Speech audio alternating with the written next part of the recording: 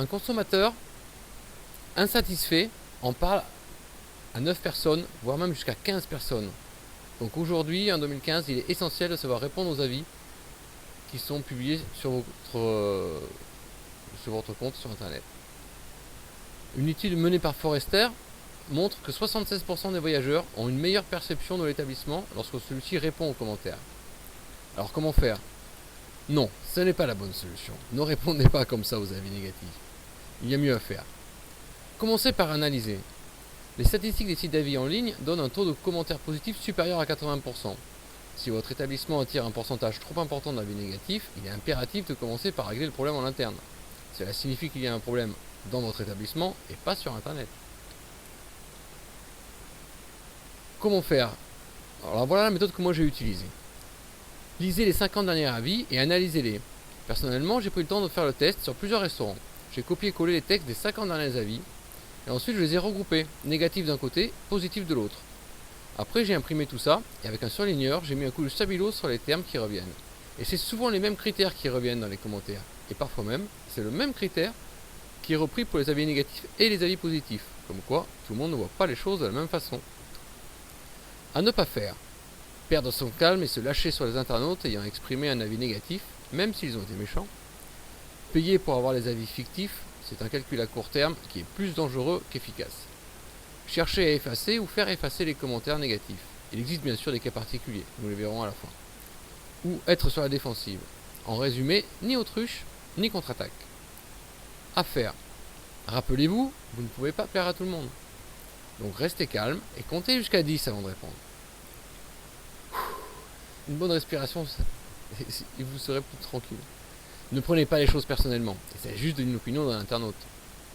Alors, si les critiques sont fondées, soyez factuel, conservez des réponses courtes, remerciez l'internaute d'avoir laissé un commentaire, répondez précisément à la critique, ne racontez pas votre vie, jouez au judo mental, c'est-à-dire dites que le message a été compris, remerciez d'avoir participé à l'amélioration de la qualité de votre établissement et formulez une réponse constructive en montrant que vous allez résoudre le problème. Cela rassure aussi les autres internautes, ceux qui ne laissent pas d'avis mais qui les lisent. Ne proposez pas de dédommagement, ne cherchez pas à attirer les consommateurs chasseurs de primes, mais invitez le client à vous contacter en privé pour en discuter avec vous.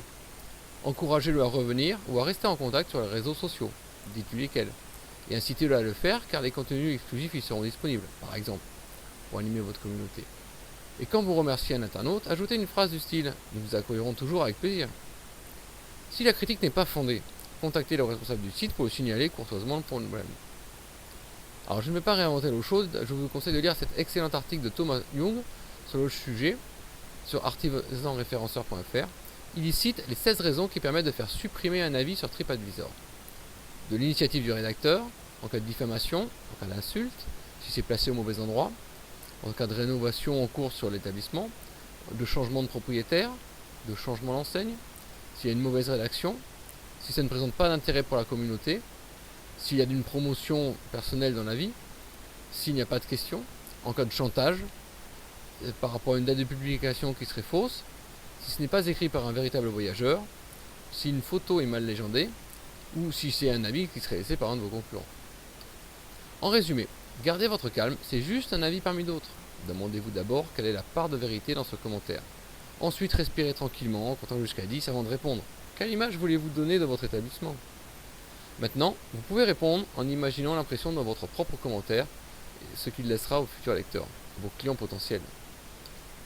Pour en savoir plus sur les réputations et découvrir ce que vous pouvez faire dès aujourd'hui pour la remettre à votre service, vous pouvez aller sur www.dumarketingdansla-recette.com. Cette présentation est extraite de la formation essentielle à les réputations qui est disponible à la même adresse. Merci et à bientôt.